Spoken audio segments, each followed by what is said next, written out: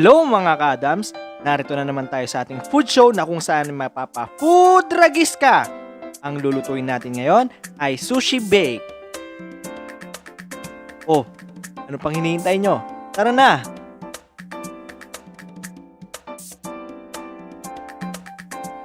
Ang makakasama natin ngayon ay si Pepita. Oh, Pepita, say hello naman dyan! Ito pala ang mga sangkap natin gagamitin.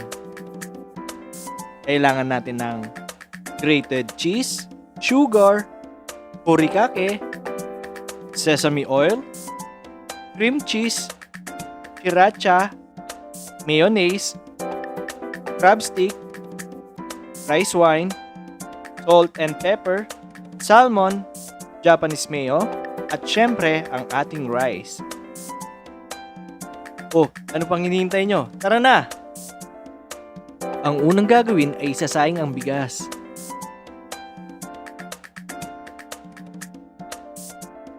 Habang hinihintay natin itong maluto, bubudburan ng asin at paminta ang salmon. Siyempre, himas-himasin din natin ito. Yung moderate lang. Like I said, masakit yung hard.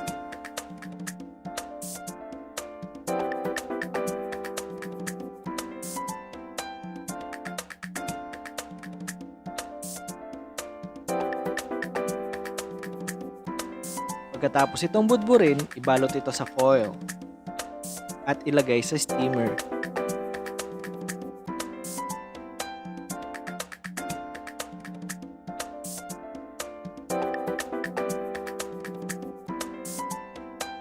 Ang susunod naman ay ang crab sticks.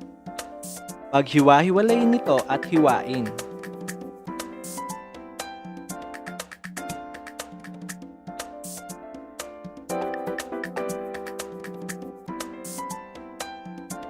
At saka natin ito ilagay sa bowl.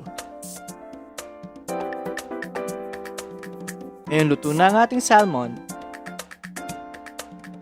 Isalin ito sa bowl. At saka natin ito pira-pirasuhin.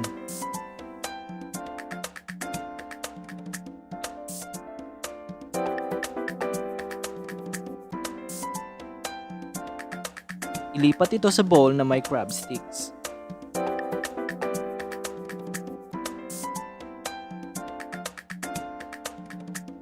Ngayon naman ay ilagay ang mayonnaise, sriracha, Japanese mayo, rice vinegar, cream cheese sa isang bowl at halu-haluin.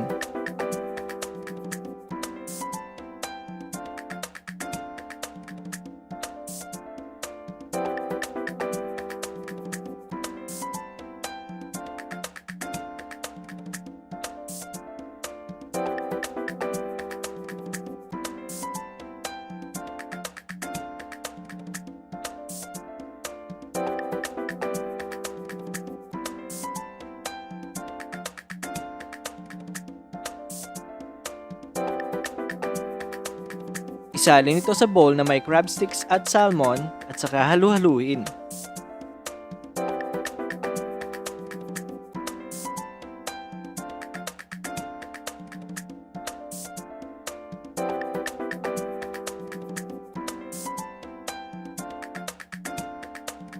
Lagyan din natin ito ng asukal at paminta.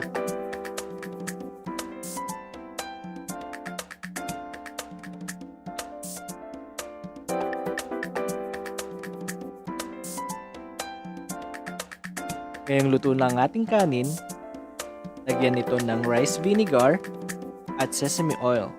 Saka ihalo ng mabuti.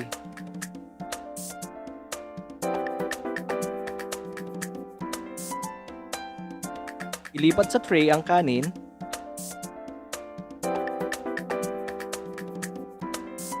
At ilagay sa ibabaw ang pinaghalo-halong sangkap.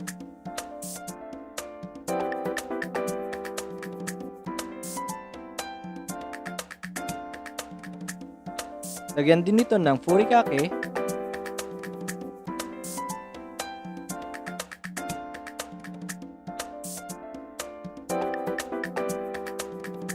grated cheese,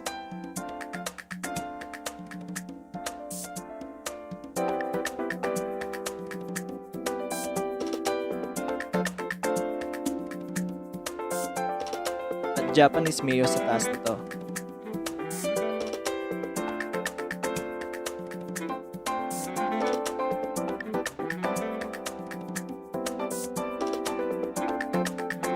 Saka natin ito ipasok sa ating oven. Ayan, at luto na ang ating sushi bake. Oh, ano pang hinihintay nyo? It's Tiki Man time!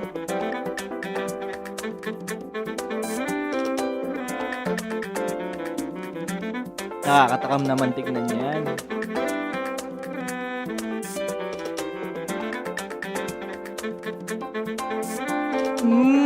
Mapapa-food tragis ka talaga sa sarap.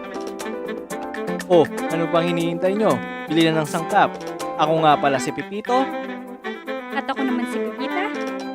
Na nagsasabi ng mga katagang, huwag kalimutan mag-follow, like, share, and subscribe sa aming Facebook and YouTube account. See ya!